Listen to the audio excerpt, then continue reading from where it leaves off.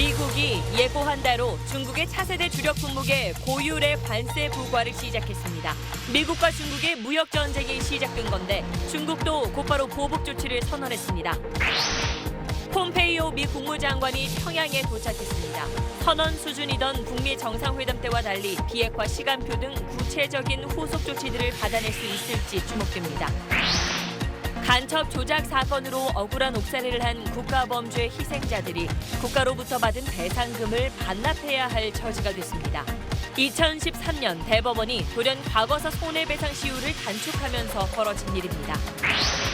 이명박 정부 시절인 2011년 석유공사는 영국 다나 유전 개발에 4조 원을 투자했습니다. 7년이 지난 지금 회사 가치가 반토막 나 있는데 혈세가 낭비된 이유를 따져봤습니다. 아시아나 항공을 비롯한 금호아시아나 그룹 직원들이 서울 도심에서 집회를 열었습니다. 경영진 교체와 기내식 사태 해결을 촉구했습니다. 실종 뒤 숨진 채 발견된 강진 여고생은 아버지 친구인 김모 씨에게 살해당했다고 경찰이 밝혔습니다. 여고생 시신에서 나온 수면 유도제가 김 씨가 사전에 구매한 약과 같은 성분인 점 등을 근거로 치밀하게 계획된 범죄로 봤습니다. 정부가 대통령 직속 재정개혁특위가 내놓은 종합부동산세 인상 권고안을 바탕으로 개편안을 확정해 발표했습니다. 3주택자 이상에 대한 추가 과세 방안이 담기긴 했지만 특위 권고안보다 완화된 부분도 있어서 부자 증세에 신용만 낸 게 아니냐는 지적이 나옵니다. 외국에서 사온 음이온 라텍스 제품에서 라돈이 검출됐다는 SBS 보도 이후 해당 업체들은 제품에 문제가 없다며 반발했습니다. 과연 그런지 검사했더니 라돈에 의한 피폭선량이 안전기준치의 7배를 넘은 것으로 확인됐습니다.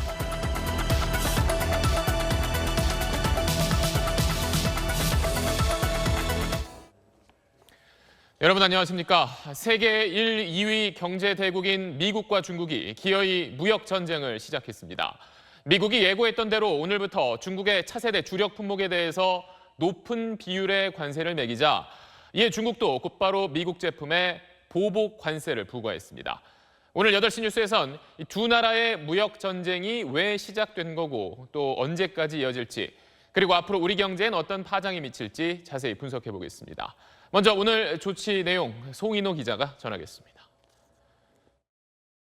We're going to put tariffs on there because they have been ripping us. We have trade deficits. They have surpluses. $50 billion and another $200 billion, frankly, is waiting. 도널드 트럼프 미국 대통령이 결국 포문을 열었습니다. 우리 시간으로 오늘 낮 1시부터 예고한 대로 중국산 818개 품목에 관세 25%를 매기기 시작했습니다. 타이어와 오토바이, 자동차는 물론 헬기와 항공기, 우주선, 리튬 배터리와 레이더, 엑스레이 등 중국의 차세대 전략 품목들로 340억 달러, 우리 돈 38조 원어치나 됩니다. 2주 안에 추가로 284개 품목에 관세 160억 달러를 부과할 예정입니다. 선제 공격은 않겠다던 중국도 전형적인 무역 포갑주의라고 비난하며 즉각 반격했습니다. 미국산 농산품과 자동차, 수산물 등 545개 품목에 340억 달러 규모의 보복 관세를 발효시켰습니다. 추가로 100여 개 품목에도 관세를 부과할 방침입니다. 美方这一错误做法公然违反了世界贸易组织规则，将打击全球贸易秩序。 협상의 여지를 두며 확전은 피하겠지만 끝까지 물러서지 않고 응전하겠다는 의지를 밝힌 겁니다.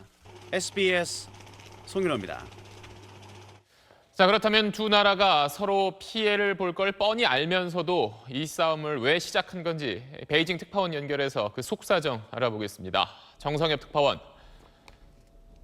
네, 베이징에 나와 있습니다. 네, 먼저 싸움을 건 쪽은 미국이라고 볼 수 있는데 트럼프 대통령이 무역 전쟁을 강행한 이유, 이걸 뭐라고 봐야 될까요?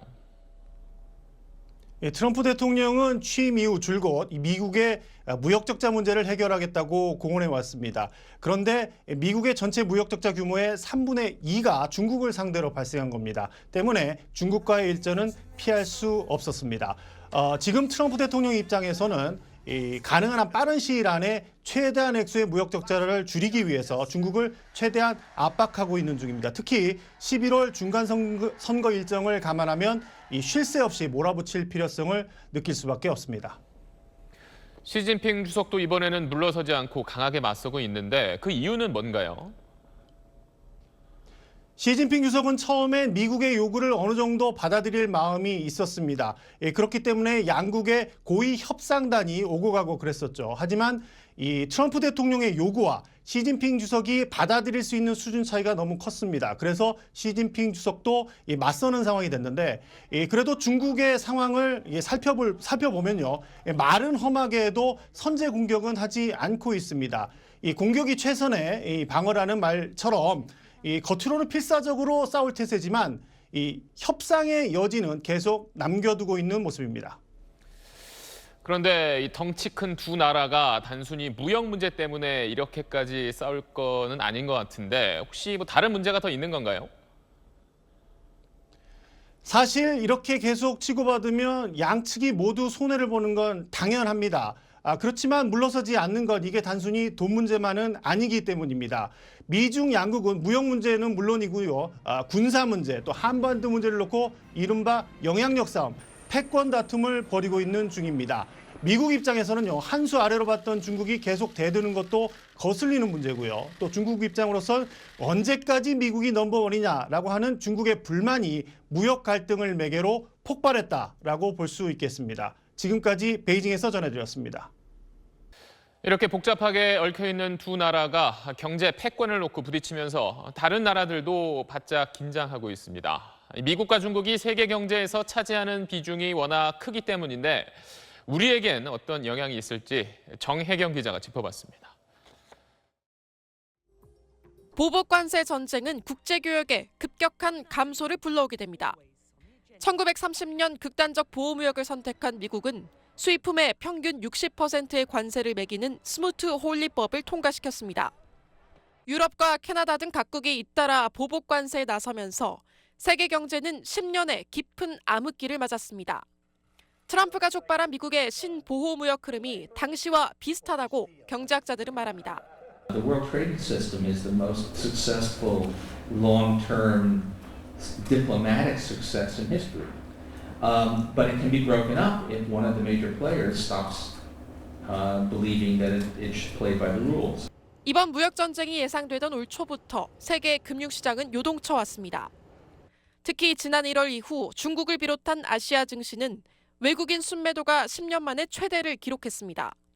한국은 대만, 싱가포르 등과 함께 무역 전쟁이 벌어지면 가장 큰 피해를 볼 수 있는 나라로 꼽힙니다.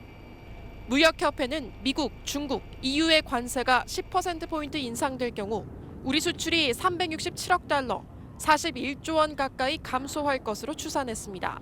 이제 막 논의가 시작된 단계라고 하는 점을 감안하면 향후 사태 전개 방향에 대해서 보다 더 관심을 가질 필요가 있을 것으로 보입니다. 미중 무역 전쟁이 장기화하고 EU까지 가세하는 경우 우리에겐 가장 나쁜 시나리오가 될 것이란 우려가 깊어지고 있습니다. SBS 정혜경입니다. 다음 소식입니다. 폼페이오 미국 국무장관이 오늘 평양에 도착했습니다. 북한과 미국의 정상회담 이후 24일 만입니다. 아직 공식 일정은 확인되지 않고 있는데 지금쯤 김정은 위원장을 만나고 있을 가능성이 큽니다. 먼저 김아영 기자입니다. 일본을 경유해 만 하루 가까운 비행 끝에 평양에 도착한 폼페이오 미 국무장관을 북한 김영철 당 부위원장이 맞이합니다. 김영철 옆에는 북한의 외교수장 리용호 외무상과 노광철 인민무력상도 함께했습니다. 폼페이오의 방북은 이번이 세 번째인데 처음으로 1박 2일 평양에서 하룻밤을 보냅니다.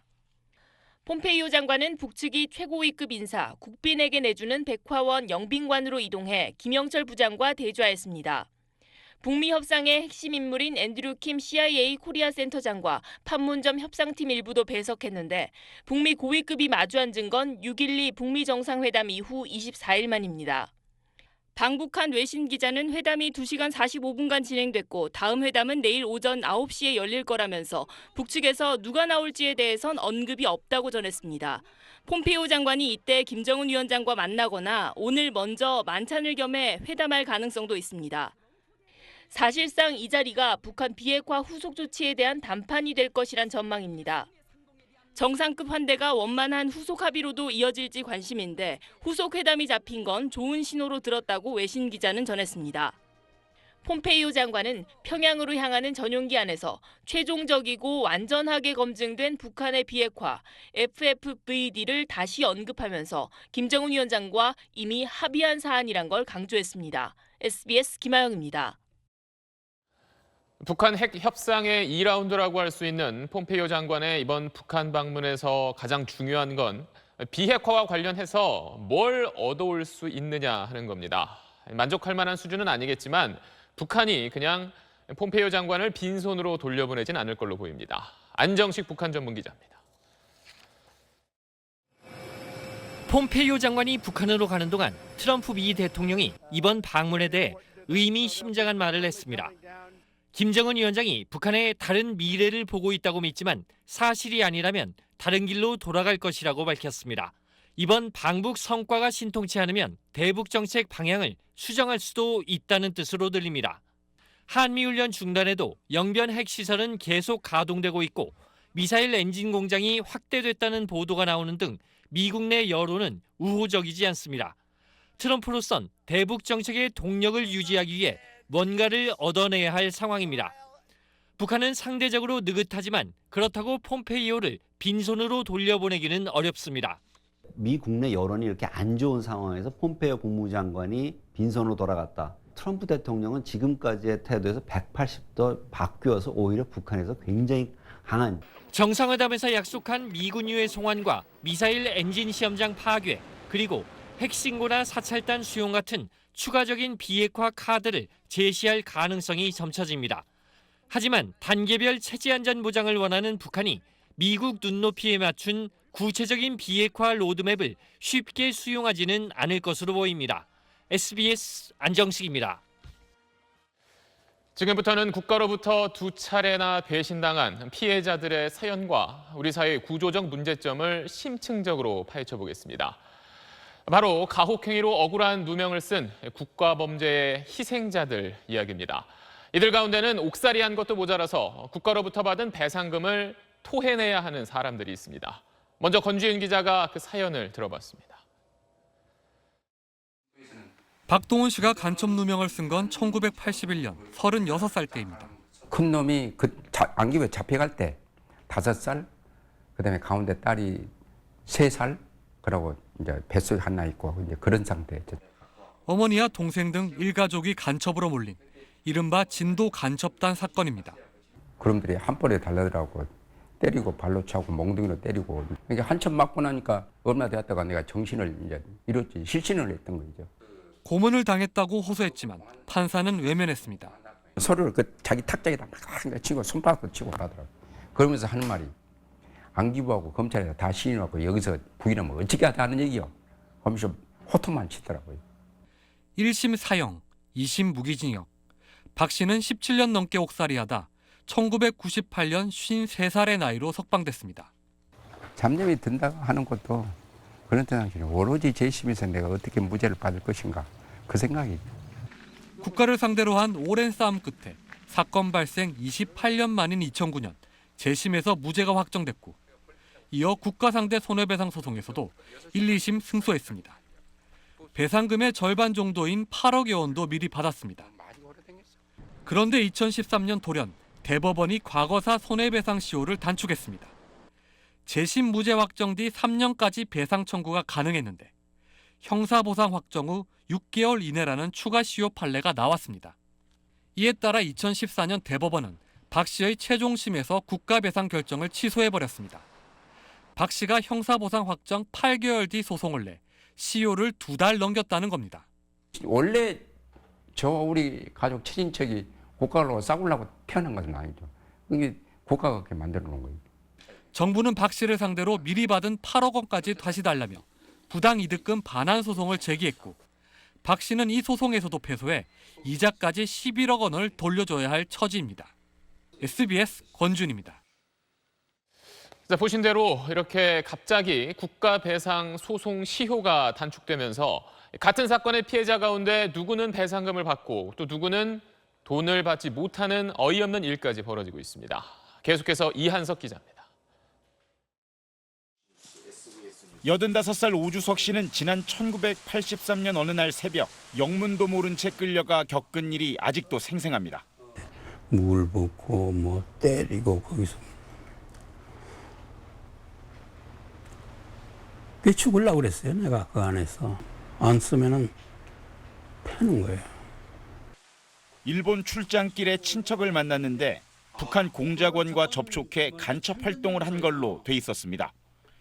2008년 진실화해위원회 조사 결과 사건은 조작으로 드러났고 재심 청구 끝에 2010년 무죄가 확정됐습니다. 국가배상도 청구해 2심에서 2억 4천만 원 배상 판결도 받았지만 대법원이 오 씨에게도 소송시효 단축을 새롭게 적용하면서 최종 판결은 패소였습니다.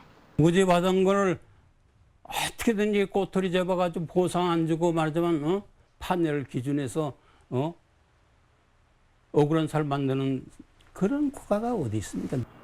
그런데 같은 조총련 간첩 사건 피해자지만 스스로 재심 청구를 하지 않았던 사람들은 오히려 검찰이 뒤늦게 재심을 청구한 덕에 국가 배상까지 받을 수 있는 사람도 있습니다.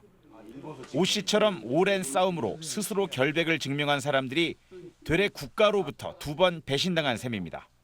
SBS 이한석입니다. 자, 대법원의 판결은 결과적으로 정부와 사법부의 책임을 크게 덜어줬습니다. 과연 그 배경엔 뭐가 있었을지 권란 기자가 취재했습니다. 문제의 판결은 대법원의 2013년 5월 16일 선고입니다. 당시 대법원 전원합의체는 채권자의 권리 행사 기간은 특별한 사정이 없는 한 민법상 시효 정지, 즉 6개월로 제한한다고 선언했습니다. 7개월 뒤 대법원은 재심 무죄 확정부터 3년이던 시효를 형사보상 확정 6개월 이내로 단축시켰습니다. 이 판례가 고스란히 과거사 배상에도 적용되면서 1심과 2심에서 승소했던 피해자들이 최종심에서 줄줄이 패소하게 된 겁니다. 당시 법조계에선 퇴행적이다, 수긍하기 어려운 법리다란 비판과 의문이 쏟아졌습니다. 수년째 계속되던 이 의문은 지난 5월 말 공개된 양승태 대법원장 시절의 이른바 사법농단 문건에서 풀립니다. 이 법원행정처의 대회비 문건은 6개월짜리 시효의 근거가 된 2013년 5월 대법원 전원합의체 판결과 과거사 배상 제한이 대통령 국정 운영을 뒷받침하기 위한 사례, BH와 협상카드라고 기재되어 있습니다. 박근혜 정권이 질 수밖에 없었던, 국가가 질 수밖에 없었던 그런 부담을 줄여주기 위해서 이런 행동을 한 것이 아니냐라는 강력한 의심이 되고 있는 상황이죠. SBS 권란입니다. 이 내용 취재한 권지윤 기자와 좀 더 자세한 이야기 해보겠습니다. 자, 최근 불거진 이른바 사법농단 의혹, 거기서 비롯된 비극이라고 할 수 있겠는데 피해자들이 이제 다시 구제받을 수 있는 방법은 없는 건가요? 대법원은 최종심이기 때문에 사법부를 통해서 구제할 수 있는 방법은 사실상 없습니다. 하지만 특별법을 만든다면 방법은 있습니다. 네. 국회에서도 가칭 사법농단 피해자 구제 특별법을 만들려는 움직임이 있습니다. 적어도 지난 정부에서 잘못된 대법원 판결로 이제 이중결을 겪고 있는 과거사 피해자들은 다시 이제 한번 국가배상을 받도록 해주자, 이런 내용입니다. 이런 이제 피해자들 때문에 아예 국가배상 시효를 없애자 이런 얘기도 있었는데 조금 전 얘기한 특별법에는 어떤 내용이 담기는 건가요? 네, 그 노무현 정부 시절에도 대통령 주도로 과거사 사건에서 시효를 완전히 배제하는 법안이 추진된 적이 있습니다. 당시에는 이제 야당의 반발로 무산이 됐는데요. 그래서 이번에는 사법농단 피해자들한테 방점을 두고 손해배상 시효를 아예 없애는 것도 아니고 다시 예전처럼 이제 재심 무죄 확정일로부터 3년 이내로 연장시키는 내용입니다. 그래서 이 법안을 발의할 예정인 박주민 의원의 설명을 한번 들어보시죠. 네. 국가배상법 자체를 개정하는 방법도 있긴 있는데 그럴 경우에 굉장히 적용 범위가 넓어지고 그래서 핀셋으로 우선은 이 사법농단에 관련된 사건들, 그중에서도 과거사 관련된 사건들의 피해를 구제하는 방식으로 법안을 만들었습니다.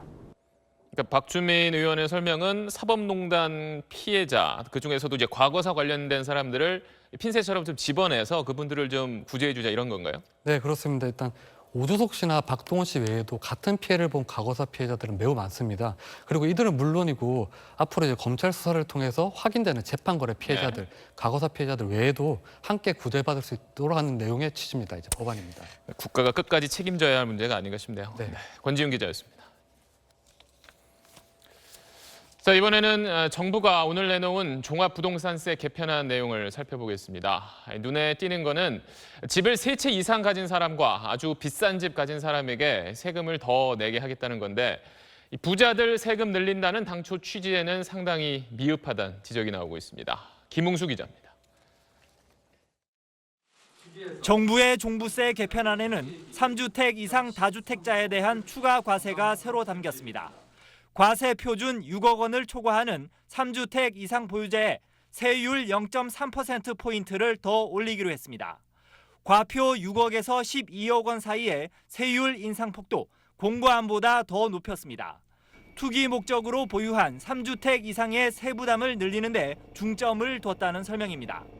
부동산을 많이 보유한 분들이 종합부동산세를 부담함으로써 공평과세를 실현하고 하지만 추가 과세 대상인 다주택자는 전체 주택 종부세 대상자 27만 명 가운데 11,000명에 불과합니다. 또 3주택 이상이라도 시가 30에서 50억 원대 고가주택이 아니면 영향이 크지 않을 거란 분석입니다. 실제 정부안이 적용되면 3주택자 이상이라도 시가 합계가 17억 원 정도면 추가 부담되는 세금이 9만 원에 지나지 않습니다. 공정시장가액 비율을 90%까지만 높이는 것으로 일단 조정을 해서 전체적인 부담 증가 속도나 강도는 조금 낮추는 것으로 발표가 됐기 때문에 종전보다 크게 늘어나지 않을 전망입니다. 정부는 거래 위축 등 시장의 부작용을 고려했다고 설명했지만 조세 형평성 실현이라는 취지에 미흡하다는 평가가 여전합니다. 정부는 또 재정개혁특위가 공고한 별도 합산토지 세율 인상과 금융소득 종합과세 확대 방안도 수용하지 않았습니다. SBS 김웅수입니다. 국군 기무사가 지난해 3월 탄핵 심판 당시 위수령과 계엄 선포를 검토한 문건이 공개됐습니다. 이 문건을 왜 작성한 건지 또 적절했는지 군 검찰이 조사하기로 했습니다. 이번 문건은 앞서 국회 답변을 위해서 국방부 법무관리관이 작성했던 위수령 제도 검토와는 성격이 다른 문건입니다. 김태훈 국방전문기자입니다. 국방부는 오늘 기무사 계엄 검토 문건에 대해 조사할 것이라고 밝혔습니다. 작성 경위, 시점, 적절성 등을 확인 검토한 뒤 수사 전환 여부를 판단하기로 했습니다. 기무사가 지난해 3월 작성한 전시 계엄 및 합수 업무 수행 방안은 탄핵 심판 결과에 불복한 대규모 시위대, 청와대 진입 가능성 등을 거론하며 위수령과 계엄 선포를 검토하는 내용입니다. 동원 가능한 기계화 사단과 특전 여단 규모, 병력 배치 장소도 적시했고 보도 검열, SNS 폐쇄 같은 여론 차단 방안도 나와 있습니다. 앞서 국회 답변을 위해 국방부 법무관리관이 작성했던 병력 출동 문제 검토, 즉 위수령 제도 검토와는 성격이 완전히 다른 문건입니다. 기무사가 합참 민군작전부 소관인 계엄 문제를 구체적으로 검토한 이유가 뭔지, 특히 누구의 지시에 의한 것인지 철저한 규명이 필요한 사안입니다. 한민구 당시 국방장관은 SBS 취재에 대해 자신은 지시하지 않았다며 관련성을 부인했습니다. 조현천 당시 기무사령관은 현재 외국에 체류 중인데 소환 조사가 불가피해 보입니다. 군인권센터도 철저한 수사를 촉구했습니다. 시민학살과 국가전복에 동원하겠다는 발상이 내란이 아니며 무엇이겠는가? 군인권센터는 내란 음모에 가담한 책임자들을 낱낱이 밝혀 고발할 예정이다. 기무사는 이번 문건을 지난 4월 발견해 송영무 장관에게 자진 제출한 걸로 확인됐습니다. SBS 김태훈입니다. 국회 특수활동비에 대해서 비판의 목소리가 갈수록 커지는데도 의원들은 여전히 눈치만 보고 있습니다. 특활비를 그동안 용돈처럼 여기저기 써왔기 때문인지 아예 이 특활비를 폐지하는 데는 여전히 소극적입니다. 김수영 기자가 취재했습니다. 국회 사무처의 공개자료상 가장 많은 특수활동비를 받은 박지원 의원. 개인적으로 쓴 건 없다면서 특활비의 필요성을 강조했습니다. 적법하게 사용하는 것이 좋지 무조건 폐기를 해서 정책 활동을 위축시킬 필요는 없다. 국회 특활비의 비판에는 신속한 반응을 내놓으면서도 국회의원 대다수는 투명성을 강화하는 제도 개선 정도를 생각하는 분위기입니다. 민주당 원내대표도 국회 운영위원회에 제도 개선 소위원회를 만들어 특활비 개선책을 논의하겠다고만 밝혔습니다. 폐지하자는 제안도 있지만 개별 의원이나 소수당 목소리입니다. 국회가 특수활동비라는 우산 아래 국회의원들이 보호를 받거나 특권을 누려서는 안 된다는 결론입니다. 특활비 3천만 원을 반납한 정의당 노회찬 의원은 폐지 법안을 제출했습니다. 특활비를 공개하라는 얘기는 국회에서는 특활비의 존재 근거가 없다라는 것을 사법부에서 판단한 셈입니다. 하지만 폐지 법안에 서명한 의원은 11명, 발의의 최소 요건인 10명을 간신히 넘겼습니다. 국정원 특활비 폐지 법안에는 90명이 넘는 의원들이 서명한 것과 대조적인 이런 모습은 국민 눈높이와는 거리가 있다는 지적입니다. SBS 김수영입니다. 네, 지금부터는 아시아나 항공 소식 전해드립니다. 기내식 대란을 빚은 아시아나 항공에 대한 비난 여론이 거센데 이 와중에 오늘 박삼구 회장이 인천공항을 방문한다며 인사를 철저히 하라는 지시가 직원들에게 전달돼 논란을 더하고 있습니다. 곽상은 기자가 보도합니다. 오늘 오전 아시아나 항공 공항 근무 직원들에게 보내진 SNS 문자입니다. 박삼구 회장이 직원들을 격려하기 위해 방문하니 개인 용모와 복장을 점검하고 혹시 마주칠 경우 인사를 철저히 하라고 돼 있습니다. 이 문자를 보낸 사람은 아시아나 항공에서 일하는 매니저급 관리자. 직원들은 박 회장이 공항에 나타날 때마다 이런 식의 문자를 받았다고 말합니다. 일반적이고 심할 때는 지금 어디 지났습니다. 지금 어디 지났습니다 하면서 실시간으로 올라올 때도 있어요. 과거 박 회장이 본사를 방문할 때 회사가 여성 승무원들을 대기시키고 부적절한 신체 접촉을 부추겼다고 해서 구설에 오른 적이 있습니다. 직원들의 SNS 오픈 채팅방엔 승객 불편과 직원들의 고충이 극에 달한 상황에서도 의전에만 신경 쓰는 경영진과 관리자 행태를 비난하는 글이 이어졌습니다. 노밀로 인해서 발생됐지만 현장에서 불합리한 경영, 갑질의 관리자들 그러한 것들이 직원들이 더 화가 나는 부분입니다. 아시아나 항공은 오늘은 기내식을 싣지 못하거나 지연 출발한 항공편은 없다고 밝혔습니다. 하지만 일부 노선엔 여전히 간편식만 제공되고 있고 언제 정상화될지는 불투명합니다. SBS 곽상은입니다. 아시아나 항공 직원들은 예고한 대로 오늘 거리로 나섰습니다. 대한항공 직원들처럼 가면을 쓰고 집회를 열었고 경영진을 강하게 규탄했습니다. 정다은 기자의 보도입니다.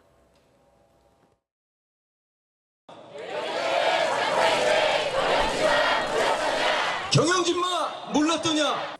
집회에 나선 200여 명의 아시아나 항공 직원들은 주로 검은 옷을 입었습니다. 지난 2일 숨진 기내식 납품업체 대표를 추모하는 뜻에서입니다. 이어 참가자들은 기내식 대란은 예견된 사태였다며 경영진은 사태의 책임을 승객과 직원에게 전가하지 말고 물러나야 한다고 요구했습니다.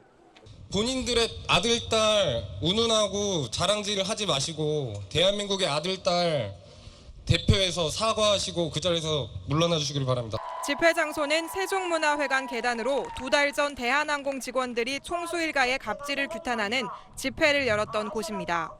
신원 노출을 우려해 쓴 가면도 그때와 같았는데 집회에 대한항공 직원들도 동참했습니다. 그 오픈 채팅방을 만들어서 그 안에서 직원들의 분노와 아쉬움과 앞으로의 의지를 담아서 집회를 시작하게 됐고요. 모레 일요일에도 2차 집회가 예고됐습니다. 아시아나 항공은 기내식은 곧 정상화될 예정이며 오늘 집회와 관련해 직원들과 소통을 이어가겠다는 입장을 밝혔습니다. SBS 정다은입니다. 다음 소식입니다. 회사 돈 수십억 원을 빼돌린 혐의를 받는 CJ 파워캐스트 이재환 대표가 8명이나 되는 개인 비서를 써온 걸로 경찰이 파악했습니다. 이재환 대표는 CJ그룹 이재현 회장의 친동생인데 비서 중에는 같이 밥 먹어주는 게 하는 일의 전부인 경우도 있던 것으로 조사됐습니다. 이런 개인 일에까지 회사 돈을 썼다면 횡령으로 볼 수 있는 만큼 경찰은 이 부분을 살펴보고 있습니다. 이호건 기자의 단독 보도입니다. 경찰은 CJ 파워캐스트 본사와 대표인 이재환 씨 자택을 지난 2일 압수수색했습니다. 이 씨는 재작년 25억짜리 요트를 비롯해 고급 캠핑카와 스포츠카, 침대, 음향기기, 심지어 피규어 같은 다수의 완구류까지 회사 돈으로 산 혐의를 받고 있습니다. 경찰은 특히 이 씨의 비서들 인건비도 눈여겨보고 있습니다. 8명이나 되는 이 씨의 비서들은 모두 회사 대신 이 씨 자택에 딸린 사무실로 출근했고 안마 담당처럼 각자 역할이 나뉘어 있었는데 대부분 허드렛 일을 한 것으로 조사됐습니다. 심지어 식사 때에 맞춰 출근해 이 씨와 함께 밥을 먹고는 바로 퇴근하는 비서가 따로 있었다는 증언까지 있습니다. 경찰은 비서들이 회사 일과는 관계없이 이 씨의 사생활을 돕는 일만 했다는 복수의 증언을 확보하고 비서들에게 지급된 급여를 횡령액에 포함시킬 방침입니다. 그동안 사들인 각종 사치품과 합하면 횡령 액수는 30억 원을 넘을 전망입니다. 경찰은 압수물 분석이 끝나면 이재환 대표를 소환 조사할 방침인데 CJ 측은 수사를 지켜보겠다는 입장을 밝혔습니다. SBS 이호관입니다. 실종된 뒤 숨진 채 발견된 전남 강진 여고생 사건은 아빠 친구인 김모 씨가 치밀하게 계획한 범죄라고 경찰이 결론지었습니다. 여고생 시신에서 수면 유도제 성분이 검출됐는데 김 씨가 사전에 구입한 약과 같은 성분입니다. KBC 박성호 기자입니다. 전남 강진 여고생 실종 사건과 관련해 국과수의 정밀 감식 결과가 공개됐습니다. 실종 당일 용의자 김모 씨가 집으로 돌아와 태운 물건은 이양의 바지와 손가방인 것으로 확인됐습니다. 특히 이양의 시신에서는 수면유도제 성분 0.097mg이 발견됐는데 이는 김 씨가 사건 이틀 전 약국에서 구입한 다량의 수면유도제와 성분이 같은 것으로 드러났습니다. 또 김 씨의 집에서 발견된 이발기기에서도 이양의 DNA가 추가로 검출됐습니다. 하지만 시신이 심하게 부패해 직접적인 사인이나 성폭행 여부는 가려내지 못했습니다. 부패 정도가 너무 심하기 때문에 손상의 정도나 여부를 정확하게 확인하기 어려운 상태였습니다. 사인은 불명이고 앞으로 더 이상 확인하기는 어려울 것 같습니다. 경찰은 김 씨가 이양을 만나기 전 미리 이발기기를 챙기고 수면 유도제까지 구입한 점을 미뤄 사전에 범행을 계획한 것으로 보고 스스로 목숨을 끊은 용의자 김 씨를 살인 혐의로 입건했습니다. 경찰은 관계인 조사와 추가 수사를 통해 살해 동기 등 남아있는 의문점을 밝혀낼 계획입니다. KBC 박성호입니다. 서울대 차기 총장 후보자였던 강대희 교수가 오늘 후보직을 사퇴했습니다. 강 교수가 총장 후보가 된 이후 여기자 성희롱, 동료 여교수 성추행 의혹이 제기돼 왔습니다. 김관진 기자입니다. 서울대 여교수 회장인 전화숙 교수가 강대희 총장 후보에 대해 성폭력 의혹을 제기했습니다. 전 교수는 동료 교수가 회식 뒤 간 노래방에서 강 교수에게 성추행을 당했다는 구체적인 제보를 받았다고 밝혔습니다. 이 사실을 학교 총장추천위원회에 알렸지만 묵살됐다고 주장했습니다. 서울대 의과대학장 출신인 강 교수는 지난달 이사회 투표를 거쳐 총장 최종 후보로 선정됐습니다. 그 뒤 강 교수를 둘러싸고 기자 성희롱과 논문 표절 의혹이 제기됐는데 동료 교수 성추행 의혹까지 더해진 겁니다. 교육부는 서울대가 강대희 교수를 후보로 추천한 뒤 새로운 의혹이 제기됐다며 추가 조사를 요구했습니다. 검증을 충실해 주길 바란다라는 취지의 일반적 포괄적 공문이 온 거예요. 우리가 검증할 때는 전혀 알 수 없는 사실이었어요. 강 교수는 결국 의혹이 제기된 지 사흘 만에 총장 후보직에서 사퇴했습니다. 자신의 부족함을 깨닫고 돌아보는 계기가 됐다며 상처받은 모든 분에게 진심으로 사과드린다고 밝혔습니다. 서울대 총장추천위원회와 이사회는 실명 제보가 아니라는 이유로 성추문을 제대로 검증하지 않았는데 후보 검증에 임하는 자세가 아니랬다는 비판에 직면하게 됐습니다. SBS 김관진입니다.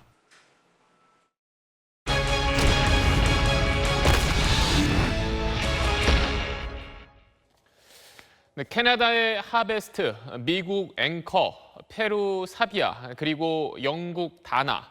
이명박 정부 시절 석유공사가 투자했던 해외 유전 개발 사업입니다.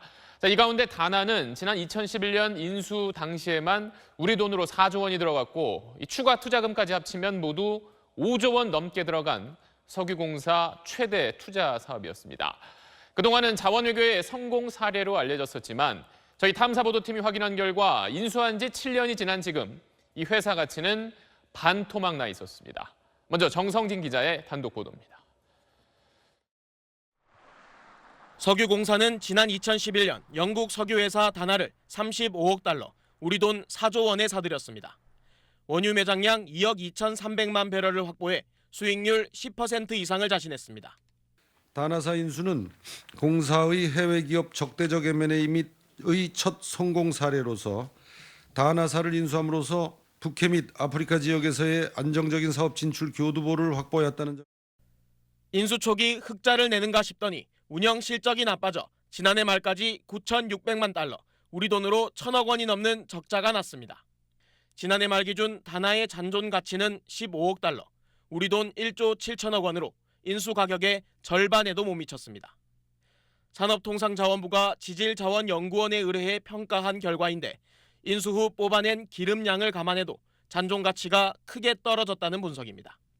이런 추세라면 투자 원금의 절반도 회수하지 못할 걸로 보입니다. 현금 흐름이 마이너스라고 하는 건 회사를 돌리면 돌릴수록 손실만 난다는 거죠. 우리나라는 자원외교를 한다고 하면서 1,000원어치 석유를 끌어들이는데 2,000원, 3,000원, 4,000원 들었다는 거죠. 투자 실패는 인수 때 예견됐다는 게 전문가들 견해입니다. SBS가 입수한 인수 당시 석유공사 내부 규정을 보면 석유공사는 다나 유전 매장량을 국제관례보다 훨씬 느슨하게 평가했습니다. 국제관례는 확인된 매장량만 100% 인정하는데 석유공사는 경제성이 반반인 추정 매장량부터 자원이 있는지 확인 안 된 탐사 자원량까지 일부 인정해줬습니다. 매장량을 과대평가한 겁니다. 다나 유전은 가치평가 총금액에서 불확실 매장량이 차지하는 비중이 26%에 달해 사실상 우물이란 평가를 받아 자원외교의 실패작으로 알려진 캐나다 하베스트의 16%보다 높습니다. 심지어는 아직 묻혀 있는지 안 묻혀 있는지 100% 확인되어 있지 않은 자원량까지도 포함해서 자산 가치를 평가했던 거예요. 그게 다나입니다. 석유공사는 다나 주식을 공개 매수해 인수했기 때문에 매장량 평가는 중요하지 않다고 반박했습니다. 그러더니 지난 2016년 매장량 인정 기준을 국제관례로 슬쩍 바꿨습니다.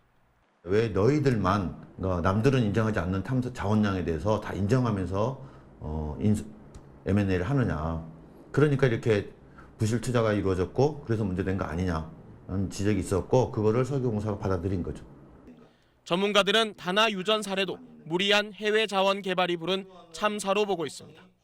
어떻게든 광고를 인수를 해야만 우리가 이제 확보한 자원량이 늘어나잖아요. 그게 정책 목표였어요. 근데 그걸 수치를 가지고 관리를 했단 말이에요. 그러니까 수치를 높여라. 그러니까 방법 없잖아요. 무조건 인수를 많이 해야 되는 거죠. 한때 자원외교의 성공 사례로 꼽혔던 다나 유전 인수.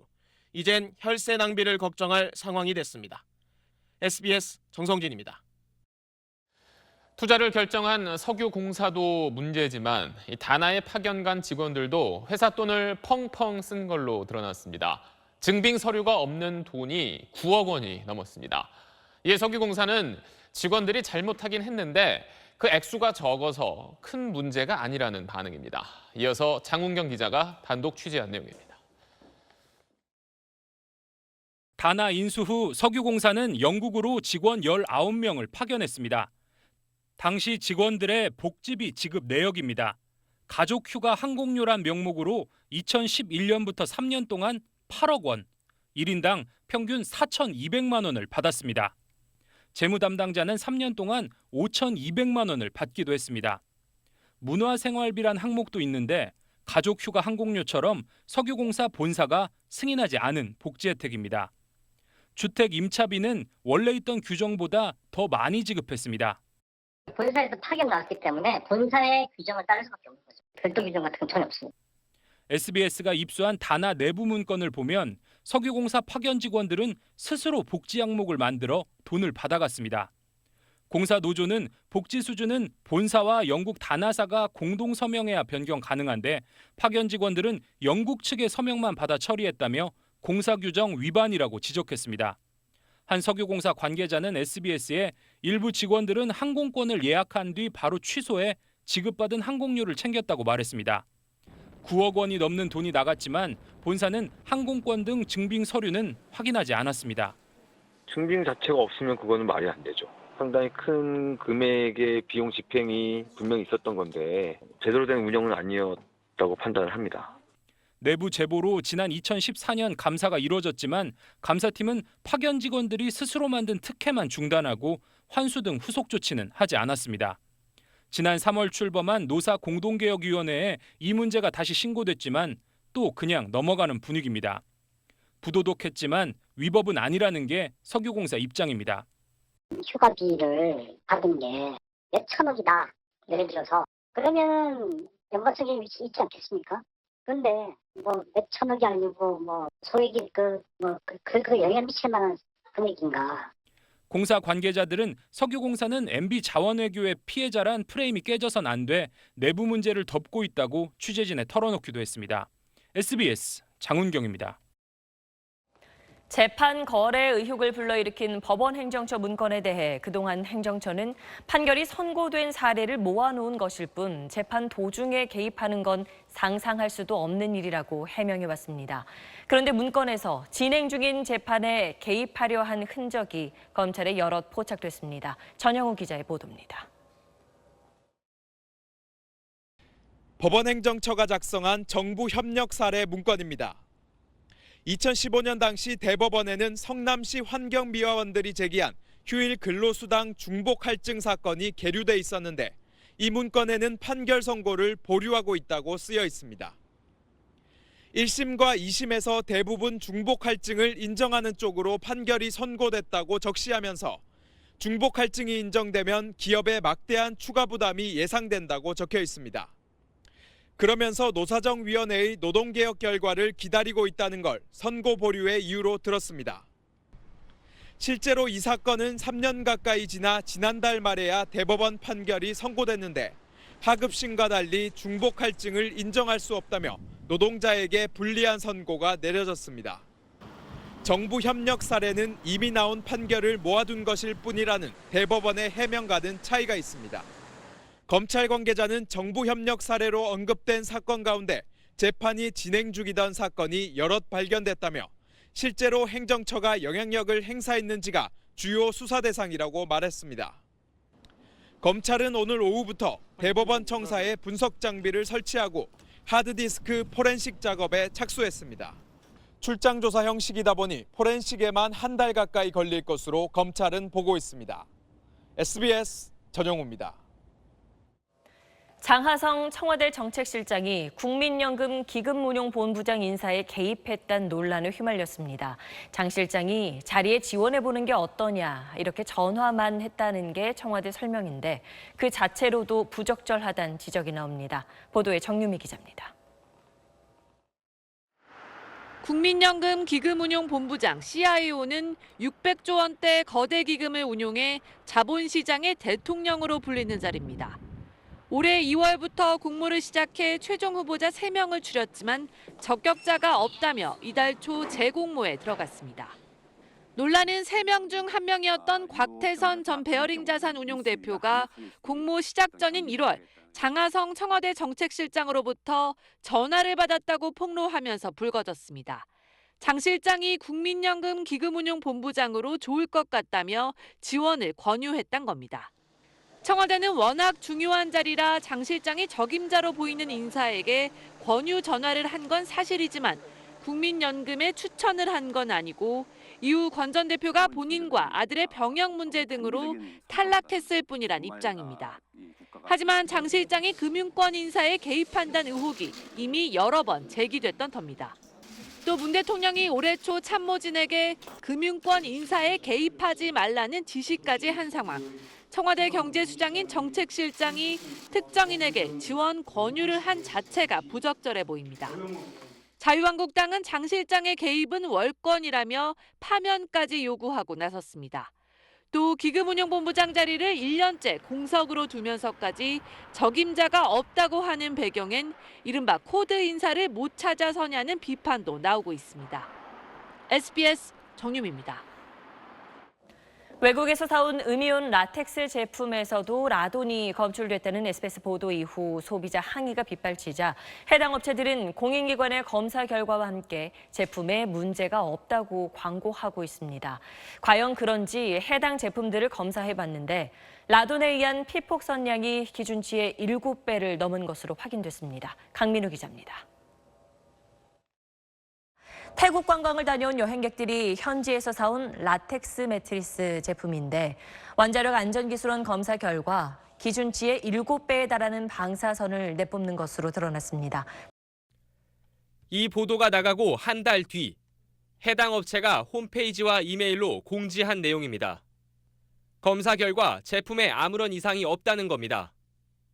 과연 그런지 한 소비자가 이 업체에서 샀다는 라텍스 베개 제품을 연구소에 맡겨 정밀 검사했습니다. 검사 결과 연간 피폭설량은 7.51mSv, 기준치의 7배가 넘습니다. 지난번에 보도했던 라텍스 매트리스 제품보다도 높은 수치입니다. 베개하고 뭐 이 침대 매트리스 같은 경우는 우리 몸하고 붙어 있잖아요. 거의 접촉이 가까이 있기 때문에 내부 피폭 영향이 분명히 있을 거고요. 그런데 이 업체는 왜 당당하게 검사 결과까지 공개하며 문제가 없다는 걸까? 검사 결과지를 잘 보면 문제가 됐던 모델은 검사 대상에서 빠져 있습니다. 또 태국의 연구소에서 했다는 검사 결과를 살펴보면 라돈은 검사 항목에 아예 들어있지도 않습니다. 눈 가리고 아웅하는 식으로 소비자들을 속이는 겁니다. 관련 인터넷 카페 가입자가 22,000명을 넘어서는 등 라돈 침대에 이어 라돈 라텍스 파장도 증폭되고 있지만 업체는 발뺌하고 정부는 뒷짐진 상황이 계속되고 있습니다. SBS 강민우입니다. 지난달 평택항과 부산항에 이어 오늘 인천항 컨테이너 야적장에서 붉은 불개미가 또 발견됐습니다. 지난해 국내에서 처음 발견된 이후 벌써 6번째입니다. 보도에 강청환 기자입니다. 오늘 오전 11시쯤 인천항 컨테이너 터미널 야적장에서 붉은 불개미 무리가 발견됐습니다. 붉은 불개미 1개미 70여 마리로 여왕개미나 공주개미는 아직 발견되지 않았습니다. 이제 그 시멘트 틈새에서 이제 발견한 것이고 예찰하면서 발견을 한 겁니다. 지난번에도 이렇게 이제 자꾸 발견되고 하다 보니까 이렇게 강화해서 이제 집중 예찰을 하고 있었던 부분이고요. 인천항에선 지난 2월 컨테이너에 실렸던 고무나무 묘목에서 붉은 불개미가 처음 발견됐는데 야적장에서 발견된 건 이번이 처음입니다. 이번에 발견된 붉은 불개미가 당시 발견된 무리에서 나온 것인지 새로 들어온 건지는 확인되지 않았습니다. 검역당국은 반경 5m 안에 통제선과 방어벽을 설치하고 긴급 방제 조치에 들어갔습니다. 남미가 원산지인 붉은 불개미는 세계자연보전연맹이 지정한 대표적인 생태 교란종입니다. 국내에선 지난해 9월 부산항 간만부두에서 처음 발견된 이후 벌써 6번째 발견입니다. 농림축산검역본부는 내일 민관합동 정밀감식을 통해 여왕개미를 찾아내고 확산을 차단하는 데 총력을 기울이겠다고 밝혔습니다. SBS 강청환입니다. 어제 정부가 발표한 저출생 대책 가운데에는 아이 돌봄 서비스를 확대하는 내용이 포함되어 있습니다. 3인 가구 기준 월소득 422만 원 이하인 가정까지만 지원이 가능했는데 내년부터는 소득 553만 원인 가정까지로 확대하겠다는 겁니다. 서비스를 받게 되는 가정이 2배가량 늘게 되는데 취지와 방향에 공감하면서도 회의적인 반응들이 많습니다. 왜 그런지 장선희 기자가 취재했습니다. 현재 아이돌봄 서비스를 이용하는 가정은 6만여 가구. 주로 맞벌이 젊은 부부들인데 만족스럽다는 반응들입니다.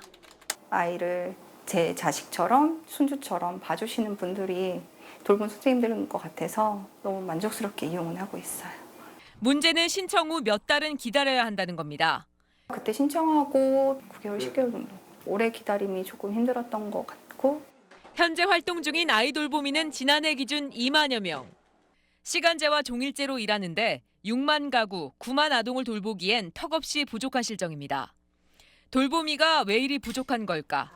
8년째 돌보미 일을 하는 배민주 씨. 매일 10시간씩 일요일 하루만 쉬고 주말까지 아이들을 돌보는데 월 수입은 170만 원에 불과합니다. 선생님들 이직률이 높다는 거 볼 수 있어요. 저랑 같이 입사를 20명이 입사를 했지만 지금 남아있는 선생님 3분 남아 계세요. 열악한 급여와 처우 때문에 돌보미 교육까지 받은 3만 명 가운데 7, 8천 명은 일을 그만뒀는데 정부는 이에 대한 대책 없이 2만 명을 더 늘리겠다는 겁니다. 한 3분의 1 정도 되는 인력은 현장을 떠났다라고 봐야 되겠죠. 그러면 정부는 왜 떠났는지에 대한 원인 분석은 했는지는 모르겠어요. 올해 이 사업 예산은 1,084억 원. 돌봄 서비스를 확대하려면 최소 1,000억 원 이상의 예산이 더 필요하지만 이에 대한 대책은 아직 수립돼 있지 않습니다. SBS 장선입니다. 23년 전 도쿄 지하철에서 살인가스 테러를 일으켰던 일본 오음진리교 교주와 간부들에 대해 사형이 집행됐습니다.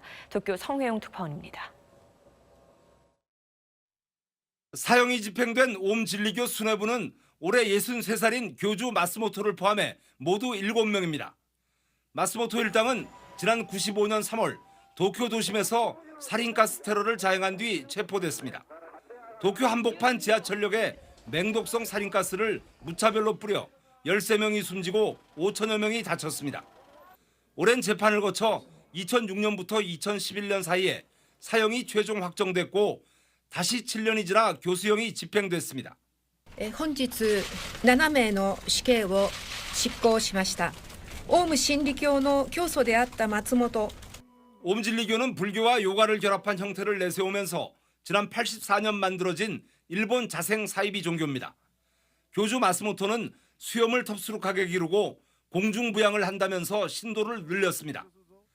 80년대 후반부터 교단의 정체를 파헤치려는 변호사 일가족을 납치 살해하고 자체 제조한 독가스로 여러 건의 살인을 저질렀습니다. 특히 95년 도쿄 살인 테러는 일본 정부를 전복하고 마스모토가 스스로 왕이 되기 위해 벌인 것으로 드러나 엄청난 충격을 줬습니다. 일본 정부는 반발 테러에 대비하기 위해 전국에 남아있는 1,600여 명의 오음진리교 신도들에 대해 감시를 강화했습니다. 도쿄에서 SBS 성혜용입니다. 월드컵 열기가 뜨거운 러시아에서 성희롱, 성추행이 기승을 부리고 있습니다. 특히 세계 곳곳에서 온 여성 취재진들을 겨냥한 성폭력이 빈번합니다. 파리 배재학 특파원의 보도입니다. 러시아 월드컵 생방송 도중 한 남자가 갑자기 뛰어듭니다. 여기자의 신체에 손을 대고 입맞춤을 하지만 방송 중이라 꼼짝없이 당했습니다. 강하게 저항해 겨우 막는 경우도 여러 번 있었습니다.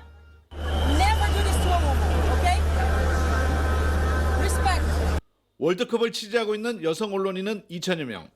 상당수가 축구팬이나 취객한테 성추행을 당했다며 고통을 호소하고 있습니다. 브라질 기자들은 끊이지 않는 성희롱과 추행에 제발 일 좀 하게 해달라는 캠페인까지 벌이고 있습니다. 성폭력 문제는 월드컵 개막 전부터 불거졌습니다. 버거킹 러시아 지사는 월드컵에 출전한 선수의 아이를 임신하면 상금 5천만 원과 함께 햄버거를 평생 제공한다는 황당한 광고를 냈습니다. 아르헨티나 축구협회는 러시아 여자 고르는 방법이라는 지침서를 냈다가 몰매를 맞기도 했습니다. 축구는 남성들만의 전유물이라는 잘못된 인식이 여성들에 대한 차별이나 성폭력으로 이어지고 있다는 지적입니다. 파리에서 SBS 배지학입니다. 어떤 책이 잘 팔리는지를 보면 현재 사회 분위기를 알 수 있다고들 하죠. 남에게 휩쓸리지 말고 나 자신에게 집중하자. 요즘 이런 내용의 책들이 베스트셀러라고 합니다. 이른바 나로 살기 열풍을 권혜리 기자가 취재했습니다. 고급 피트니스 센터 같은 시설과 분위기를 자랑하는 이곳. 안으로 들어가 보니 저마다의 자세로 사람들이 조용히 명상에 잠겨 있습니다. 사무실이 빼곡한 강남 대로변. 바쁜 일상을 잠시 제쳐두고 나 자신에게 집중하러 온 겁니다. 술자리는 스트레스가 쌓여서 그냥 막 하는 것들도 많았거든요. 시간이 지나면서 무의미하더라고요. 늘 왜 걱정, 불안을 달고 살잖아요. 내려놓고. 한 인터넷 서점이 발표한 올해 도서 트렌드도 이런 추세를 잘 보여줍니다. 다른 사람과 거리를 두고 해결할 수 없는 일에 신경 쓰지 않으며 스스로를 발견한다. 꿈을 믿고 자기 암시로 목표를 성취하며 어떻게 타인을 설득할지를 연구한 10년 전 베스트셀러들과는 딴판입니다. 휴가 때 스스로를 감금하는 감옥 체험. 하루 종일 이른바 멍을 때리는 합숙 체험도 인기입니다. 소소하게 자신만의 하루하루를 즐기고 그 일상을 민낯 그대로 보여주는 프로그램도 쏟아지고 있습니다. 열심히 하고 그리고 괜찮은 실패자들이 많을 수밖에 없는 구조인 것도 있고요. 성취 아니면 관계보다는 개인의 영역에서 행복을 찾으시려는 경향이 많은 것 같습니다. 인간관계가 복잡해지고 경쟁이 치열해질수록 한 발 물러서 자신을 돌보고 싶은 마음도 그만큼 커진다는 게 나로 살기 열풍의 이유로 풀이됩니다. SBS 권애리입니다.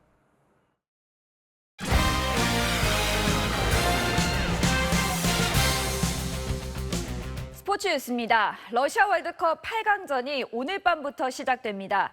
프랑스의 샛별 음바페와 우루과이의 악동이죠. 수아레즈가 불꽃 튀는 진검 승부를 겨루게 됐습니다. 하성룡 기자입니다. 8강전 첫 판부터 유럽과 남미의 간판 골잡이가 자존심 대결을 펼칩니다. 제2의 앙리로 불리는 프랑스의 19살 샛별 음바페는 이번 대회가 낳은 최고 스타입니다. 폭발적인 스피드와 화려한 개인기로 3골을 몰아치며 몸값 2,400억 원의 가치를 증명했습니다. 음바페와 그리즈만을 앞세워 아르헨티나를 무너뜨린 프랑스의 날카로운 창이 4경기에서 1골만 내준 우루과이의 방패와 맞섭니다. 우루과이 공격의 핵은 31살의 악동 수아레스입니다. 앞선 2번의 월드컵에서 온갖 기행으로 화제가 된 수아레스는 동갑내기 카바니와 세계 최강 투톱을 이뤄 5골을 합작하며 이번엔 실력으로 주목받고 있습니다. 역대 전적에선 3승 4무 1패로 우루과이가 앞선 가운데 16강전에서 종아리를 다친 카바니의 출전 여부가 변수입니다. Yo lo de Cavani lo dejo ahí porque ya la información se dio y no quiero entrar en ciertos jueguitos. ¿Quiénes integran el equipo titular? ¿Quiénes son los suplentes? 내일 새벽에는 피파 랭킹 2위 브라질과 3위 벨기에가 미리 보는 결승전을 치릅니다. 역대 최다인 5회 우승에 빛나는 브라질은 슈퍼스타 네이마르와 쿠티뉴, 제주스 트리오를, 4경기에서 12골을 몰아친 벨기에는 황금 세대의 중심인 루카쿠와 아자르를 앞세워 화끈한 화력 대결을 예고하고 있습니다. SBS 하성룡입니다. 올 시즌 프로야구는 하나와 SK가 2위 자리를 두고 치열하게 다투고 있습니다. 그 두 팀이 오늘 만났는데요. 현재 상황 유병민 기자가 전합니다. 네, 2위 하나를 3경기 차로 추격하고 있는 3위 SK가 경기를 주도하고 있습니다. 1회 원아웃 만루에서 1점, 2회 김강민의 적시타로 2점을 더했고 3회엔 이재원이 좌측 담장을 넘어가는 솔로 아치를 그려 점수차를 벌렸습니다. SK 선발 박종원은 6회까지 무실점 호투로 한화 타선을 틀어막았습니다. 6회 현재 SK가 6대0으로 앞서며 2연패 탈출의 가능성을 높였습니다. 기아와 LG가 만난 광주에선 뜨거운 타격전이 펼쳐졌습니다. 기아가 1회 LG 선발 차우찬을 두들겨 순식간에 7점을 뽑아냈습니다. LG가 곧바로 2회 공격에서 연속 4안타로 석점을 얻어내 추격하자 기아는 최영우가 해결사로 나섰습니다. 2회 우중간 담장을 넘어가는 솔로 홈런을 터뜨렸고 3회에도 1타점 적시타를 날렸습니다. 5연패 탈출을 노리는 삼성은 선두 두산을 만나 고전하고 있습니다. 타선이 1회 초 안타 6개를 몰아치며 5점을 뽑아낸 뒤 3회엔 손주윤이 왼쪽 담장을 넘어가는 솔로 홈런을 터뜨려 기선을 잡았습니다. 하지만 박정원 구단주가 지켜보는 가운데 두산이 매섭게 방역했습니다. 2회 시즌 27호로 홈런 공동 선두에 올라선 김재환의 솔로포로 추격한 뒤 4회 타선이 폭발하며 대거 7득점에 승부를 뒤집었습니다. SBS 유병민입니다. 남북 통일농구대회 참가했던 우리 대표단이 돌아왔습니다. 이문규 여자대표팀 감독은 자카르타 아시안게임 단일팀에 북한 선수 3명의 합류를 고려하고 있다고 밝혔습니다. 이문규 감독은 북한 센터인 로수경을 비롯해 리정옥, 장미경 등 3선수가 수준급의 공격과 수비 능력을 갖췄다며 앞으로 구성될 여자농구 단일팀에 도움이 될 것으로 평가했습니다. 우리가 요구하는 선수가 오면 좀 게임을 좀 재밌게 우리 나름대로 할 수 있는 그런 농구를 보여줄 수 있을 것 같습니다. 미국 PGA 투어 밀리터리 트리뷰트 첫날 김민희 선수가 10개 버디쇼를 펼치며 단독 2위에 올랐습니다. 김민희는 지난달 국내 대회 우승의 상승세를 미국에서도 이어갔습니다. 그린 적중률이 83.3%로 거의 매 홀마다 버디 기회를 만들었고요. 퍼팅 감각도 아주 좋았습니다. 5m가 넘는 버디 퍼트를 3개나 성공했습니다. 8언더파를 친 김민희는 선두 웹 심슨의 한타 뒤진 2위에 올랐습니다. 중국에서 열린 KLPGA 투어에서는 이정민이 첫날 7언더파를 몰아쳐 오랜만에 단독 선두에 나섰습니다. 상금 선두인 오지연은 멋진 벙커샷 이글로 큰 박수를 받았습니다. SBS 프로볼링 대회에서 윤희아 선수가 여자부 우승을 차지했습니다. 이런 스트라이크면 더 짜릿하겠네요.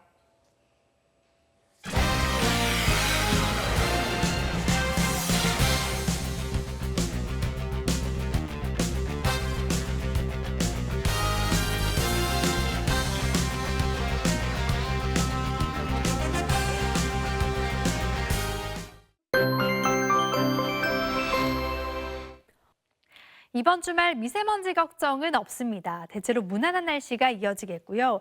모레 오후에는 제주 지역에만 장맛비가 조금 내리겠습니다. 주말을 맞아 바닷가로 피서 계획하신 분들 많을 텐데요. 이번 주말 해안가에서는 강풍과 함께 너울성 파도에도 주의하시는 게 좋겠습니다. 내일 서울의 한낮 기온은 28도로 오늘과 비슷하겠습니다. 동해안 지방은 선선한 날씨가 이어지겠고요. 동해안과 제주 지역은 내일 아침까지만 비가 오다가 그칠 것으로 보입니다. 제8호 태풍 마리아는 현재 괌 북서쪽에서 북상하고 있습니다. 다음 주 화요일이 되면 중국 상하이 남동쪽 약 480km 부근까지 올라올 것으로 보입니다. 다음 주 월요일에는 전국적으로 장맛비가 내리겠습니다. 날씨였습니다. 조금 길게 보내드린 금요일 8시 뉴스 여기서 마치겠습니다. 고맙습니다.